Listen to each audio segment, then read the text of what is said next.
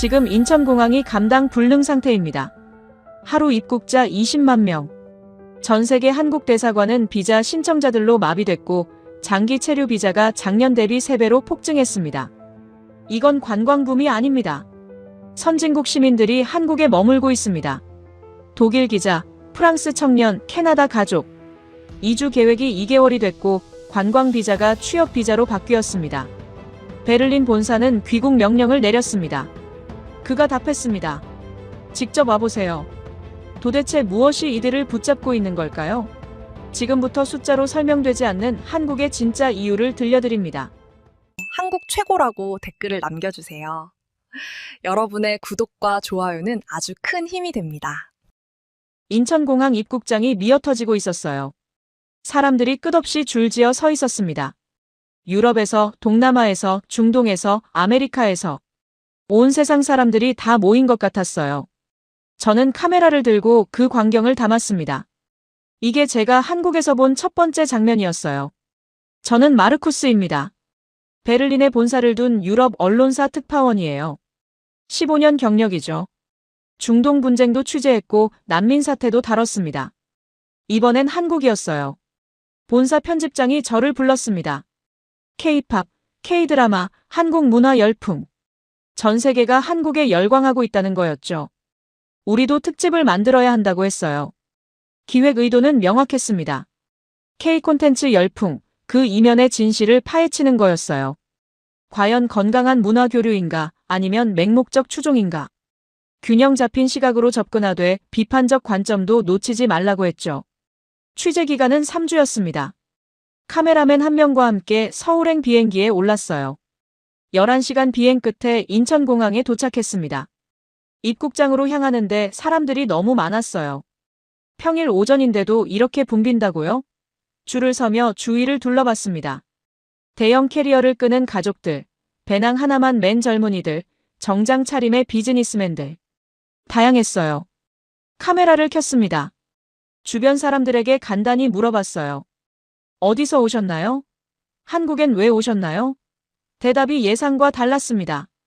프랑스에서 온 젊은 여성은 어학연수라고 했어요. 6개월 계획이라고 했죠. 미국에서 온 부부는 자녀 교환학생 프로그램 때문이라고 했습니다. 호주에서 온 남성은 사업 때문이라고 했어요. K-팝 콘서트, 드라마 촬영지 투어. 아무도 그런 얘기를 안 했습니다. 저는 당황했어요. 분명 문화 열풍을 취재하러 왔는데 말이죠. 계속 물어봤습니다. 10명 중 한두 명만 관광이라고 답했어요. 나머지는 전부 장기 체류였습니다. 입국 심사를 기다리며 옆에 선 일본인 남성과 이야기를 나눴어요. 그는 3개월 비자를 받았다고 했습니다. 회사 파견이냐고 물으니 고개를 저었어요. 개인 사정이라고 했죠. 자세한 건 말하지 않았지만 표정이 진지했습니다. 휴가가 아니라는 건 확실했어요. 드디어 제 차례가 왔습니다. 입국 심사대를 지나며 직원에게 물었어요. 항상 이렇게 붐비냐고요. 직원이 피곤한 얼굴로 웃더군요. 요즘은 매일 이래요. 하루 입국자가 20만 명 넘을 때도 있거든요. 저는 깜짝 놀랐습니다. 20만 명이요? 직원이 고개를 끄덕였어요. 특히 장기 체류 비자 신청이 작년 대비 3배 늘었다고 했습니다. 3배요. 저는 그 숫자를 노트에 적었습니다. 뭔가 이상했어요. 문화 열풍이라면 단기 관광객이 늘어야 정상 아닌가요? 왜 장기 체류죠? 사람들이 한국에 머물고 싶어 한다는 뜻인데. 짐을 찾아 나왔습니다. 공항 로비도 사람들로 가득했어요. 카메라맨이 제 어깨를 툭 쳤습니다. 저기 좀 보세요. 그가 가리킨 곳에 한 가족이 있었어요. 부모와 아이 둘이었습니다.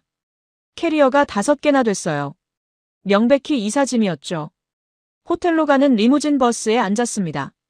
창밖을 보며 생각했어요. 뭔가 틀어졌습니다. 제가 예상한 한국과 실제 한국이 달랐어요. 본사는 K-팝에 열광하는 외국인들을 기대했죠. 그런데 공항에서 본 사람들은 달랐습니다. 그들은 관광객이 아니라 체류자처럼 보였어요. 노트북을 꺼냈습니다. 오늘 본 것들을 정리하기 시작했어요. 입국장 혼잡, 20만 명 1일 입국, 장기 체류 비자 3배 증가. 그리고 인터뷰이들의 대답. 어학연수, 사업, 교환학생. 문화가 아니라 생활이었습니다. 버스가 서울 시내로 들어섰어요. 고층 빌딩들이 보였습니다. 깨끗한 거리, 질서정연한 교통. 겉모습은 여느 선진국과 다르지 않았어요. 그런데 뭔가 다른 게 있을 거라는 느낌이 들었습니다. 사람들을 이렇게 끌어당기는 뭔가가요. 호텔에 도착했습니다. 체크인을 하고 방에 들어갔어요. 창밖을 바라봤습니다. 서울의 밤 풍경이 펼쳐졌죠. 불빛들이 반짝이고 있었어요. 저 불빛 아래 어딘가에 답이 있을 겁니다. 왜 사람들이 한국으로 오는지, 왜 떠나지 않는지. 카메라를 충전기에 꽂았어요. 내일부터 본격적인 취재를 시작해야 했습니다. K-팝 팬들을 찾아야 했고 드라마 촬영지를 돌아야 했죠. 그게 본사가 원하는 소재였으니까요. 그런데 이상하게 그것만으로는 부족할 것 같았어요. 노트 첫 페이지에 적었습니다. 사람들은 왜 한국에 머무르는가? 문화 때문인가? 아니면 다른 이유가 있는가? 이 질문에 답을 찾는 게 제 임무였어요. 3주면 충분할 거라고 생각했습니다. 그때는 몰랐죠. 이 질문이 제 모든 걸 바꿔놓을 줄은요. 다음 날 아침 일찍 나섰습니다. 카메라맨과 함께 명동으로 향했어요. 본사가 원하는 건 명확했죠. K-팝 매장, 화장품 가게, 한류 열풍에 들뜬 외국인들. 그런 장면들을 담아오라고 했습니다. 명동 거리는 붐볐어요. 간판마다 한글과 영어, 중국어, 일본어가 섞여 있었습니다. 화장품 가게 앞에 줄 선 외국인들을 찍었어요. K-팝 굿즈 매장도 촬영했죠. 이게 바로 우리가 원하던 소재였습니다. 카메라맨이 엄지를 치켜 세웠어요. 그런데 이상했습니다. 뭔가 부족했어요. 사람들은 쇼핑하고 사진 찍고 떠났습니다. 관광객들이었죠. 공항에서 본 사람들과는 달랐어요. 어제 만난 그 사람들은 머물려는 사람들이었는데 말이죠. 점심때가 됐습니다. 근처 식당에 들어갔어요. 카메라를 테이블 옆에 두고 메뉴를 봤습니다. 옆 테이블에 외국인 2명이 앉아 있었어요. 영어로 대화하고 있더군요. 귀가 쫑긋했습니다. 직업병이죠. 그들은 한국 생활에 대해 이야기하고 있었어요. 한 명이 말했습니다. 여기 산 지 6개월 됐는데 아직도 적응 중이라고요. 다른 한 명이 물었어요. 뭐가 제일 다르냐고. 대답이 의외였습니다. 사람들이 신경 써준다는 거였어요. 식사를 마치고 나왔습니다. 홍대로 이동했어요. 젊은이들의 거리였죠. 거리 공연을 하는 사람들, 옷가게를 구경하는 사람들. 카메라에 담았습니다. 화려했어요. 역동적이었죠. 그런데 여전히 뭔가 빠진 느낌이었습니다. 오후 3시쯤 됐어요. 카메라맨이 쉬자고 했습니다. 근처 카페에 들어가 앉았죠. 촬영 분량을 확인했어요. 괜찮았습니다. 편집하면 쓸만한 장면들이 많았어요. 그런데 만족스럽지 않았습니다. 카메라맨에게 물었어요. 오늘 찍은 거 어때요? 그가 고개를 끄덕였습니다. 좋아요. 본사가 원하는 거 다 있어요. 저는 커피를 마시며 생각했어요. 맞아요. 본사가 원하는 건 다 찍었습니다. 그런데 제가 알고 싶은 건 여기 없었어요. 카페를 나와 지하철을 탔습니다. 강남으로 가려고요. 퇴근 시간이 다가오고 있었어요. 사람들이 하나둘 차량에 탔습니다. 저는 구석에 서서 카메라를 들었어요. 일상을 담아보려고요. 한 노인이 타셨습니다. 지팡이를 짚고 계셨어요. 순간 3명의 젊은이가 동시에 일어났습니다. 서로 눈치 보지도 않았어요. 그냥 자연스럽게 일어섰죠. 노인은 가까운 자리에 앉으셨습니다. 젊은이들은 다시 각자 스마트폰을 봤어요. 저는 카메라를 내렸습니다. 찍지 않았어요. 너무 평범한 장면이었거든요. 뉴스가 될 만한 게 아니었죠. 그런데 묘했습니다. 이 장면이 계속 머릿속에 남았어요. 다음 역에서 한 외국인이 탔습니다. 큰 배낭을 메고 있었어요. 관광객처럼 보였죠. 손에 지도를 들고 있었습니다. 헤매는 것 같았어요. 옆에 서 있던 중년 여성이 먼저 말을 걸었습니다. 어디 가세요? 외국인이 영어로 답했어요. 여성은 영어를 잘 못하는 것 같았습니다. 그런데 포기하지 않았어요. 스마트폰을 꺼내 번역기를 켰죠. 두 사람은 5분 넘게 대화했습니다. 여성은 외국인이 확실히 길을 알 때까지 설명했어요. 강남역에 도착했습니다. 외국인과 여성이 함께 내렸어요. 여성은 역밖까지 외국인을 데려다 줬습니다. 저도 따라 내렸어요. 궁금했거든요. 여성은 10분을 함께 걸었습니다. 목적지 근처까지요.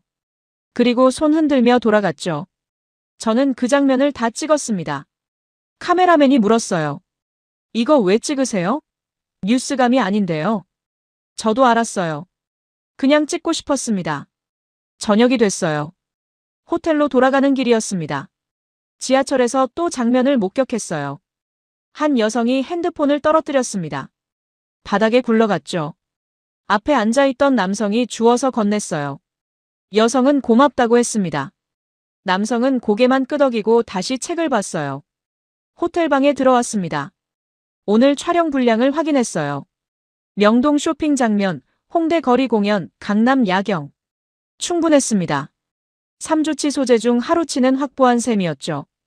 그런데 자꾸 다른 장면들이 떠올랐어요. 지하철에서 자리 양보하던 젊은이들, 외국인 길 안내하던 중년 여성, 핸드폰 주워준 남성. 이건 뉴스가 아니었습니다. 너무 평범했어요. 노트를 펼쳤습니다. 적기 시작했어요. 오늘 본 것, 화려한 거리, 쇼핑하는 관광객. 이건 본사가 원하는 거. 그 아래 또 적었습니다. 오늘 본 것, 자리 양보, 길 안내, 작은 친절. 이건 내가 궁금한 거. 카메라맨에게 문자를 보냈어요. 내일은 조금 다르게 찍어보자고요. 평범한 일상도 담아보자고 했습니다. 그가 답했어요. 그게 뉴스가 되나요? 저도 몰랐습니다. 그런데 찍고 싶었어요. 창밖을 바라봤습니다. 서울의 밤이 깊어가고 있었어요. 저 거리 어딘가에서 누군가는 또 작은 친절을 베풀고 있겠죠. 아무도 모르게 카메라도 없이. 그게 뉴스가 될지는 모르겠습니다. 하지만 그게 이 도시의 진짜 모습인 것 같았어요. 사흘째 되는 날이었습니다. 본격적으로 인터뷰를 시작하기로 했어요. 한국에 장기 체류 중인 외국인들을 만나기로 한 겁니다. 홍대 근처 게스트하우스를 찾아갔어요. 외국인들이 많이 묵는다는 곳이었죠. 로비에 앉아있는 젊은이에게 말을 걸었습니다. 프랑스에서 왔다고 했어요. 이름은 루카였습니다. 26살이었죠. 인터뷰 요청을 했더니 흔쾌히 응했어요. 카메라를 켰습니다. 기본적인 질문부터 시작했어요. 언제 한국에 왔냐고요? 루카가 웃으며 답했습니다. 원래 2주 계획이었대요. K-팝 콘서트 보러 왔다고 했죠. 그런데 지금 2달째라고 했습니다. 왜 계획이 바뀌었냐고 물었어요. 루카는 잠시 생각하더니 말했습니다. 사람들이 달라서요. 파리에서는 모두가 바빠요. 지하철에서 눈도 안 마주치죠. 여기는 다르대요. 사람들이 신경 써준다고 했습니다. 구체적으로 어떻게 다르냐고 물었어요. 루카가 예를 들었습니다. 일주일 전에 길을 잃었대요. 한 할머니가 직접 데려다 줬다고 했죠. 20분을 걸으면서요. 파리였다면 상상도 못할 일이라고 했습니다. 다음은 캐나다 가족을 만났습니다. 토론토에서 왔다고 했어요. 부부와 2아이였죠. 아이들은 국제학교에 다니고 있었습니다. 처음엔 1년 계획이었대요. 남편 회사 발령이었다고 했죠. 부인에게 물었습니다. 한국 생활은 어떠냐고요? 대답이 의외였어요. 토론토보다 좋대요. 왜냐고 물으니 아이들 얘기를 했습니다. 여기선 아이들이 밤에도 안전하게 돌아다닌대요. 토론토에서는 항상 차로 데려다줘야 했다고 했죠. 남편이 거들었습니다. 치안이 좋다는 건 알았대요. 그런데 막상 살아보니 다르다고 했죠. 숫자로 아는 것과 경험하는 건 차원이 다르대요.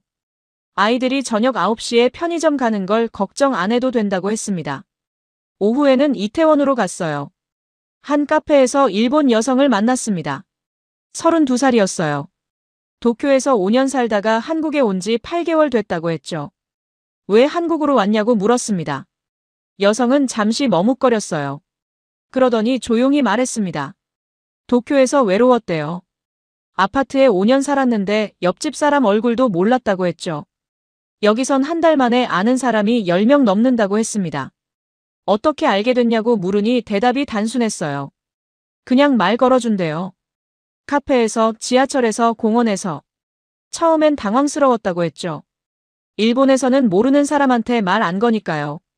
여기선 자연스럽대요. 저녁에 호스텔 공용 공간